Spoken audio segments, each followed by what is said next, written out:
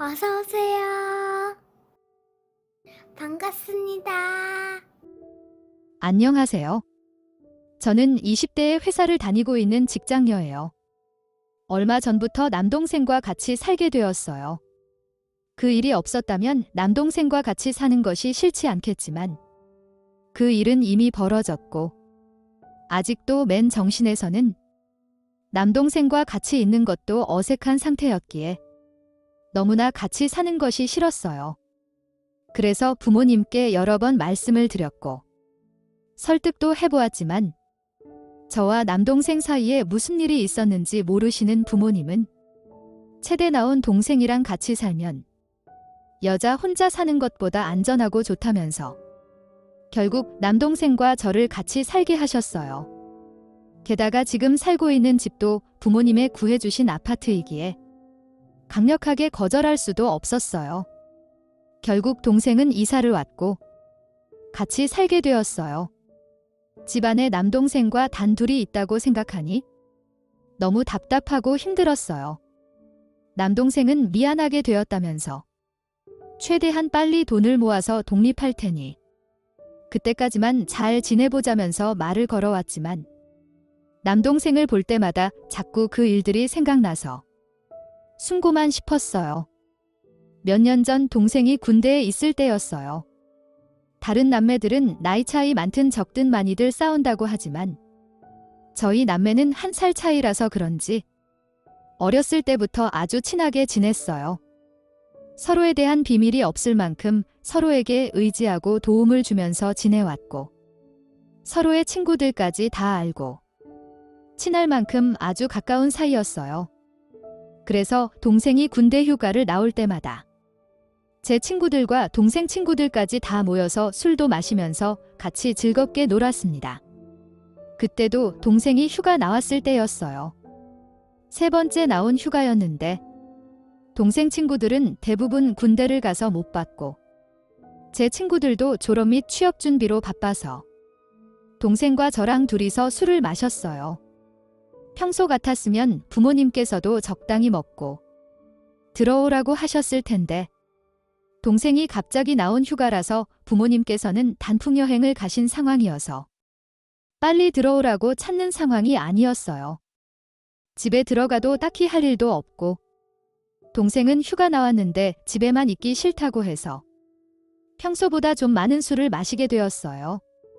술을 많이 마시긴 했지만 끝까지 정신을 차리고 있었는데 정신줄을 놓쳤는지 제가 정신을 차린 시점에는 동생과 같은 침대에 누워 있었고 동생의 손은 제 옷 속에 움직이고 있었어요.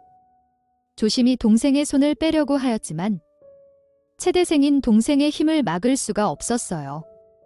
그리고 강한 자극이 들어오는데 술에 취해 있어서 그런지 그날따라 감당할 수 없을 만큼 짜릿함에 결국 멈추질 못하고 끝까지 가버렸어요. 일을 이미 벌어졌고 동생은 너무 미안하다면서 참기가 너무 힘들어서 그랬다면서 사과를 하는데 동생의 군인이라는 특수한 상황을 이해를 못하는 것은 아니지만 동생과 엄청난 사고를 저질렀다는 생각에 머리가 너무 복잡하고 미칠 것 같았어요. 그런 저와 달리 동생은 한 번 더 저와 침대에 눕기를 원했고 저는 강력한 거절 의사를 비췄지만 동생의 힘 앞에서는 별 의미가 없었어요. 그 시간을 보내고 난 뒤에 동생은 자기 방으로 돌아갔고 저는 방에서 혼자 엄청 울었어요. 그 후부터는 동생이 무서워서 거실에 나갈 수가 없었고 동생이 외출하는 소리가 들리면 그때 방에서 나와서 볼일을 보고 방에만 있었어요. 동생이 군대로 돌아간 뒤에도 꽤 오랫동안 엄마와 통화하는 동생 목소리만 들어도 무섭고 힘들어서 올바르게 정신을 잡기가 힘들었어요.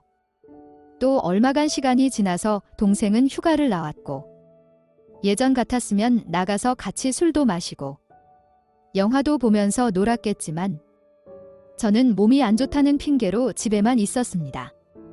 동생도 제가 왜 그러는지 눈치를 챈 듯 다시는 그럴 일이 없을 거라면서 여러 번 사과를 하였지만 이미 굳게 닫힌 제 마음은 동생과 조금이라도 같이 있고 싶지 않았어요. 그때도 대형마트 안 엘리베이터에서 사람이 많아서 동생과 팔만 스쳐도 심하게 깜짝 놀랄 만큼 저는 아직 그날의 충격에서 완전히 벗어나지 못한 상태였어요. 동생이 제대할 때쯤 저는 서울에 있는 회사로 취업을 하게 되면서 자연스럽게 부모님 집에서 나와 자취를 하게 되었어요. 동생과 따로 사는 것이 저도 좋고 동생도 좋고 부모님도 좋은 거라고 생각했어요. 그렇게 2년 정도 혼자서 잘 살고 있었는데 요번에 동생과 같이 살게 된 거예요. 집에서 볼 때마다 동생은 저에게 말을 걸지만 저는 정말 필요한 대화가 아니면 말을 하지 않았고 필요한 대화들도 거의 메신저로만 하였어요.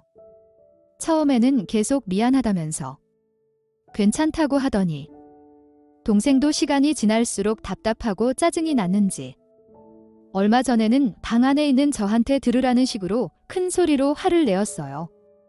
동생은 저한테 3년도 넘은 일인데 아직도 힘들어하는 것은 너무 유난스러운 것 아니냐면서 그날 침대에서 제가 적극적으로 행동하고 같이 즐긴 것은 기억이 안 나냐면서 도대체 어떤 사과를 얼마나 더 받고 싶어서 그러는 거냐고 짜증을 냈어요. 제가 거짓으로 아직도 힘들고 아픈 척하면서 더 많은 사과와 보상을 받고 동생을 힘들게 하려고 하는 것이 아니라 정말 아직도 동생을 보면 그때 일들이 떠오르면서 숨도 제대로 못 쉴 만큼 너무 힘이 들어요. 동생에게는 지난날의 가벼운 실수 또는 같이 즐긴 미래 정도의 대수롭지 않은 일인지도 모르겠지만 저한테 엄청난 사건이고 큰 상처였어요. 첫 번째 사고에서는 분명히 저도 같이 움직이고 동생 말처럼 제가 더 적극적이었을 수도 있지만 분명 두 번째 사고에서는 제 의지대로 움직이지도 못하는 상태에서 힘으로 굴복당한 사건이고 심지어 상대가 남도 아닌 동생에게 당해서 더 큰 충격을 주는 일이었어요.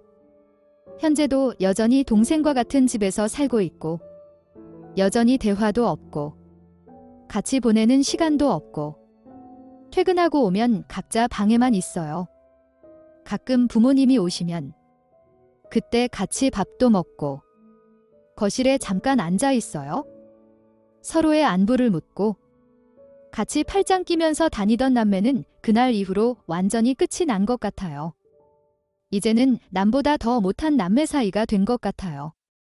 시간이 지나면 자연스럽게 그 일을 다 잊고 그전처럼 지낼 수 있을 거라고 생각했는데 제가 잘못 생각한 것 같아요. 가끔은 그때 부모님께 말씀을 드리고 도움을 요청했다면 좀 더 나은 관계가 되지 않았을까 생각도 해보지만 아마 다시 그때로 돌아가도 부모님께는 말씀을 못 드릴 것 같아요. 이 자리를 빌어서 동생에게도 미안하다는 말과 함께 아직은 조금 더 시간이 필요하다고 말하고 싶어요.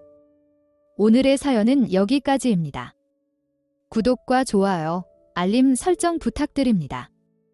긴 글을 읽어주셔서 감사합니다. 구독과 좋아요 꾹꾹 눌러주세요. 꾹꾹. 알림 설정도 꾹꾹 눌러주세요.